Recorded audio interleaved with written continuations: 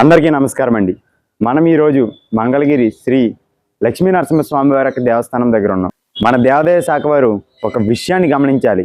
చాలామంది ఇన్ఫ్లుయెన్సర్లు తమ శక్తి కొలిది చాలా పురాతనమైన ఆలయాల్ని రీస్టోర్ చేసి మళ్ళీ వాటికి పూజా కైంకర్యాలు చేస్తున్నారు. వాళ్ళు క్షణికంగా చేయొచ్చు, కానీ పూర్తి స్థాయిలో ఆ దేవాలయాలన్నింటినీ కూడా ఖచ్చితంగా దేవాదాయ శాఖ వారు పట్టించుకుని అక్కడ ఉన్న ప్రతి శివలింగానికి, ప్రతి దేవతామూర్తికి పూజలు జరిగేటట్టు నిధులు విడుదల చేయాలి.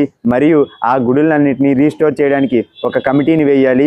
మరియు అంతర్వేది శ్రీ లక్ష్మీ నరసింహస్వామి వారి ఆలయంలో ఎవరైతే నిజమైన ధర్మకర్త ఉన్నారో వారినే ఆలయ ధర్మకర్తగా నియమించాలి అని చెప్పి మనం ఈ యొక్క ఆలయం నుండి శ్రీ అంతర్వేది లక్ష్మీ నరసింహస్వామి వారి ఆలయానికి పాదయాత్రగా వెళ్తున్నాం. ఇదైతే సుమారు 178 కిలోమీటర్లు ఉంటుంది.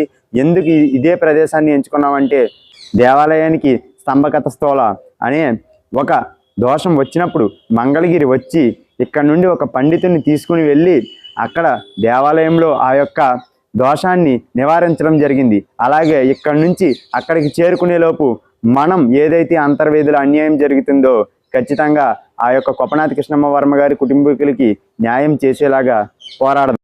ఇలాంటి ఒక మంచి కార్యక్రమాన్ని చేయడానికి నేను శివాజీ మహారాజ్ గారి యొక్క జయంతి నుండే ఈ కార్యక్రమాన్ని ప్రారంభిస్తున్నాను. ఖచ్చితంగా ఈ వీడియో మన దేవాదాయ శాఖ మంత్రి ఆనం రామనారాయణ రెడ్డి గారికి మరియు దేవాదాయ శాఖ వారికి చేరే వరకు షేర్ చేయండి.